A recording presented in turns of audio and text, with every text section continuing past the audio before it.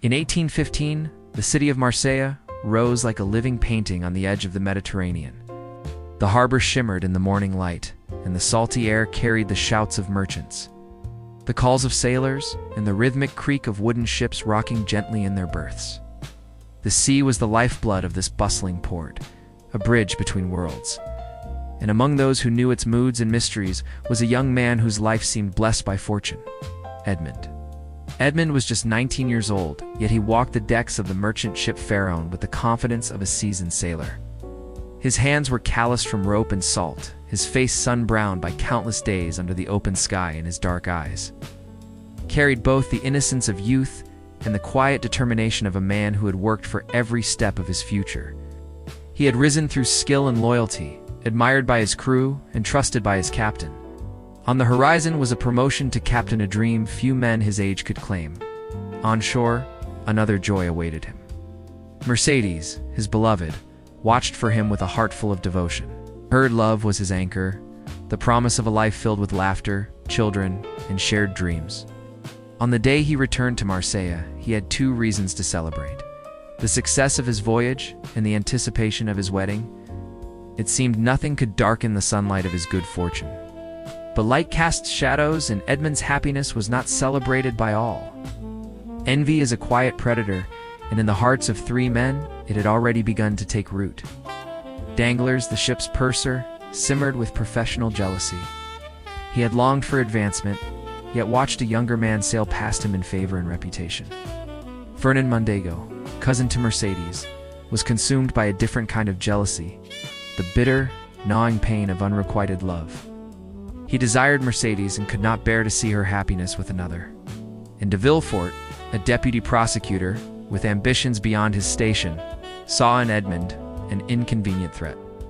Edmond, in his innocence, carried a letter linked to the exiled Napoleon Bonaparte, proof that could connect Villefort's own family to treason if exposed.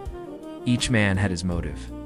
Together they became a storm that would tear apart a young sailor's life. Their plan unfolded with cold efficiency.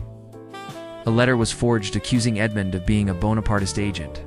In the volatile world of post-Napoleonic France, such an accusation was enough to turn admiration into suspicion and loyalty into fear. On the very day he should have celebrated his engagement to Mercedes, soldiers arrived to arrest him. Confusion gave way to dread as shackles closed around his wrists. His father pleaded, Mercedes cried, and Edmond himself believed that justice would clear his name. He could not yet understand the depths of human treachery. His trial was a cruel performance. Edmond spoke with the honesty of an innocent man, but honesty is powerless against ambition and fear. Villefort, desperate to protect himself, condemned Edmond without hesitation. By nightfall, the life he had built, his dreams of marriage, his career, his very identity was shattered. He was transported in secret to a place whispered about with dread: the Château d'If. The Château d'If rose from the Mediterranean like the jagged tooth of some ancient sea creature, its stone walls blackened by salt and time. It was a fortress and a tomb, built not to house men but to erase them. Inside its walls, Edmond ceased to exist in the eyes of the world. His cell was small, damp, and windowless, and the ocean that had once been his freedom now taunted him with the endless sound of waves he could never ride again. At first, Edmond raged against the injustice. He screamed for mercy, pounded on the walls, and begged the guards to listen. Days turned into weeks, and rage gave way to despair. Weeks became months, months bled into years, and hope withered in the cold. The vibrant young sailor became a shadow of himself, his heart heavy with grief and his mind haunted by betrayal. But fate had not abandoned him. One night, amid the silence of stone and sea, Edmond heard a sound of faint rhythmic scraping. It was not the scurrying of rats or the drip of water. It was human persistence, the slow defiance of a prisoner refusing to surrender to time. Edmond clawed at the wall and eventually, through the darkness of the adjoining cell, he met Faria. Faria was an old man with sharp eyes and a mind that had refused to rot in confinement. He had spent years digging an escape tunnel, and in the process had unearthed wisdom that would become Edmond's lifeline. The priest became his teacher, his mentor, and his first friend in years. He taught Edmond languages, science, history, and strategy.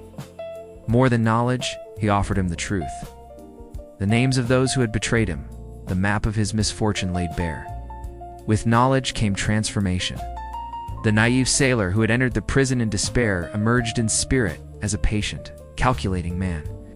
Faria's greatest gift was a secret he had guarded for decades: the location of an unimaginable treasure on the Isle of Monte Cristo. To Edmond, this treasure was more than wealth, it was the key to freedom, power, and justice. When the old priest suffered his final seizure and died in the darkness of the Château, Edmond mourned deeply, but he also saw his chance. He hid in the burial sack meant for Faria's body and was cast into the sea. When he emerged from the waves, gasping under the open sky, it was a rebirth. Edmond, the wronged and broken sailor, was gone. From the water rose a new man, a man with a single purpose. Following Faria's map, Edmond found the Isle of Monte Cristo and unearthed the treasure. Gold coins, jewels, and riches beyond imagination spilled into his hands. But wealth was only a tool. With it, he forged a new identity, the mysterious and untouchable Count of Monte Cristo. No one recognized the sailor who had vanished into a prison cell.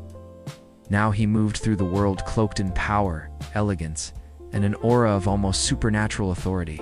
His return to society was not for pleasure. It was for vengeance. One by one, he targeted those who had destroyed his life. Danglars, the envious purser, was lured into financial ruin, stripped of the security he valued above all else. Fernand, now a man of status, was unmasked as a traitor. His honor shattered, his family gone, and his name cursed. Villefort, the ambitious prosecutor, saw his own dark secrets destroy his family from within. Edmond's revenge was patient, intricate, and absolute, unfolding like a masterwork of justice, as cold as it was inevitable. Yet as his plan reached its climax, the weight of his actions pressed upon him. Innocent lives became caught in the web of his vengeance.